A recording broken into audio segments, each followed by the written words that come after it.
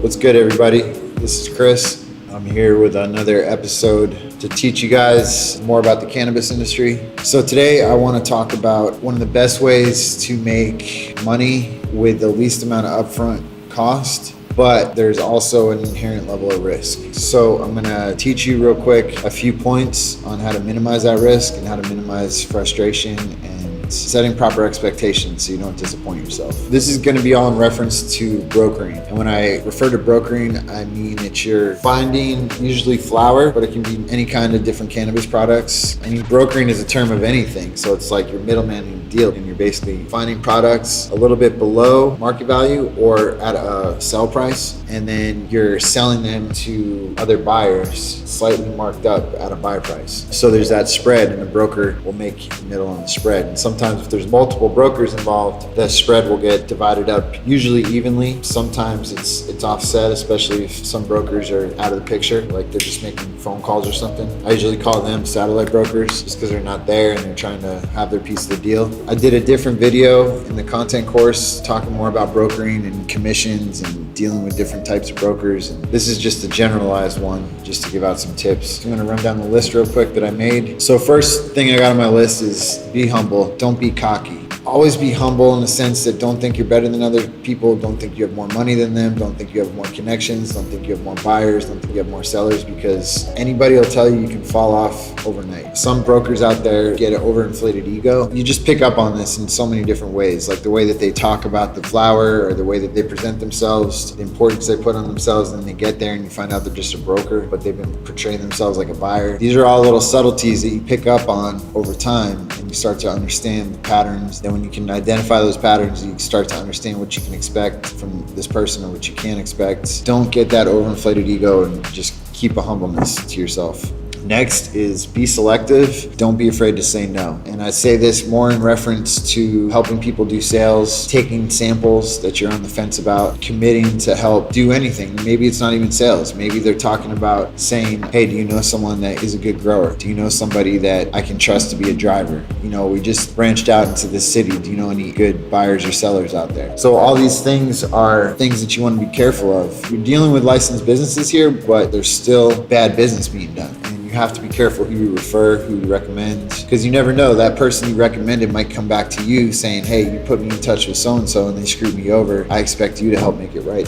From the jump, just being more selective and not trying to be overly helpful and dispose all of your resources to the person at hand just because they're saying they need some help and you know that person. Always be selective on those situations. Or it could go vice versa. The person you recommend might say, yo, why did you recommend me to that person? They did this, this, and this. So always be selective. Don't be afraid to say no. And this goes true for even product. If you're at a facility and they have old product and like, oh man, what price can you do this at? Can you just take it for me? Can you just put it on terms and pay us back and just sell it for something? You know, I've done that for a lot of people a lot of times, but it can easily backfire and it ends up wasting time. You drop off samples at one facility, they don't like it, then you got to manifest them back. You got to go shop them to other people, manifest it there, get all these drivers going. So you have all these different moving parts to just go have the responsibility to go show a sample or to add a new sample to your show packs. This is always something to keep in mind, and it plays into the more of that minimalist mentality is the less you have to be responsible for, the less bullshit you're going to have to deal with. So let's say if you did collect a bunch of samples and then all of a sudden you lost track of some, or you know, you left them in this other bin that is left at a different distro.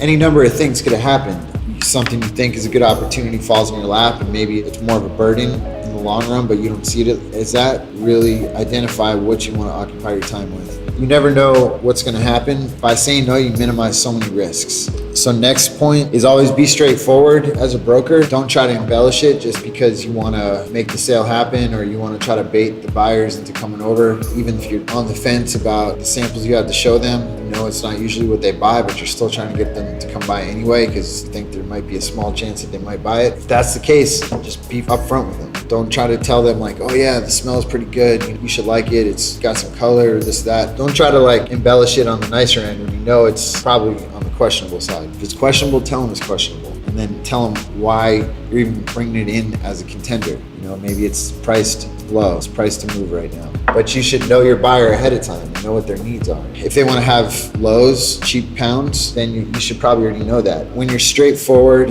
even if it means you're not going to get paid that day when you thought you were, believe me, they'll respect you much more in the long run than if you kind of tried to bamboozle them or tried to say this or that, or try to say, oh, I thought the smell was better when I smelled it last time, and that shit doesn't fly. So you're basically just wasting people's time. They're going to think twice next time when they call you, or they're just going to call you when they're desperate. You want to always provide your value, consistency, integrity. The other point I want to make is when you're sourcing product or when you're advertising product to potential buyers, always either ask or tell what the downsides are. That's the first thing I get to. When someone calls me and tells me they have flower to sell and they're telling me how good it smells or how sticky it is or how high the THC percentage is, that's almost a red flag. I almost right away say, okay, what's wrong with it? What's the downside to it? And they kind of stop. They're like, what? What do you mean? I'm like, well, if I were to be there in front of it right now, what would I pick out about it and say that I don't like? That usually changes the perspective on the person that is shopping it to you, and it kind of forces them to get into the mindset of not wasting your time now. And they say, well, you'll probably say that the structure is pretty loose, but the smell's great. Maybe then I'll say, okay, send me a picture and show me some nugs and snap them apart in the video and let me see what it looks like. So things like that, like at least if I know and I'm aware and I know that I'm actually taking the risk to actually spend the time to go take the hour out of the day that it's gonna take to drive there and back to go look at a pound, rather than if the guy was like, yo, bro, it's amazing, it's perfect, you're gonna love it, there's nothing wrong with it, it smells great, and then I get there and I'm like, bro, the structure is like super fluffy. You should at least allow me to make the decision of whether I should waste my time or not. Don't make it for me. Always ask what the downsides are if you're the buyer. If you want to be a proactive seller or a sales broker, just straight up tell them, like, look, bro, everything is on point here except for this. And, the price reflects it because of this, but you're going to get here and you're going to see that the structure is just not on point, but everything else is fire. Again, they'll respect you for that more. They'll call you again next time because they know that you're not going to waste their time. So always ask what the downsides are, no matter what side of the fence you're on. And the last two I've already mentioned in other videos, but two of the most basic secrets to success in cannabis is don't count your money until it's actually in your hand. And then even then, expect that you might have to make a return on it or a discount or a refund or something for at least the first couple days, because sometimes you never know. And again, this plays into how you want to play your business values. You could be a dick and say, sorry, bro, the sale's done. The day we walk out the door, I'm not giving you any refunds. No refunds allowed. That's fine. You have that option to do that. But he also has that option next time of who to call when he wants to make another order. If you treat that like that, he's probably going to put you down on the bottom of the list. If he sees you made that effort to do the refund and manned up to the mistake or whatever the issue was, so be it. And then also don't let yourself get played in that situation. If it is a day or two, let him know, like, look, bro, we can't do the whole refund, but maybe we can give you a discount, or maybe we did a discount on the next time, or we got these new packs in right here, we're selling them at this, I'll give you 5 at this price, and just give them a deal. So just be creative with it and just show some effort and don't try to avoid it. So don't count your money